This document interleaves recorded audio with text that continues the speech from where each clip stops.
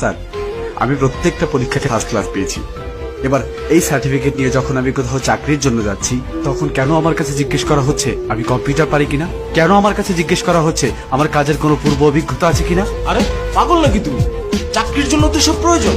তোমাকে কম্পিউটার জানতে হবে, কাজের অভিজ্ঞতা থাকতে হবে, এক কথায় তোমাকে যোগ্য হতে হবে। তাহলে বেতন কি তোমার চেহারা দেখে দিবে? যদি চাকরি করতে এগুলো লাগবে, তবে স্কুল কলেজে আমাকে বাস্তবমুখী না করে তুলে আমাকে কম্পিউটার না শিক্ষা দিয়ে কেন শেখানো হচ্ছে? নবাব সিরাজউদ্দৌলা কবে মারা গিয়েছিল? কেন সেখানে একজন ছাত্রকে বইয়ের উপর বই চাপিয়ে দিয়ে ডিপ্রেশনে ভোগানো হচ্ছে? তুমি কি মিয়া পণ্ডিত হয়ে গেছো নাকি? এগুলো হচ্ছে ইতিহাস, আর একটা ছাত্রের জন্য ইতিহাস জানা খুবই জরুরি। এই ইতিহাস জানা যেমন জরুরি, তেমনই জরুরি বাস্তবমুখী শিক্ষা, যেমন কম্পিউটার। সত্যি কথা হলো স্যার, এই ইতিহাস জেনেই না আজ লক্ষাধিক যুবক চাকরির জন্য রাস্তায় রাস্তায় ঘুরছে। আর আরো সত্যি কথা হলো, ইতিহাসে চাকরি পাওয়ায় না, পাওয়ায় কর্মবিদ্যা। কে কে বলছো তোমার এই বিদ্যালয়ে কম্পিউটার শেখানো হয় না?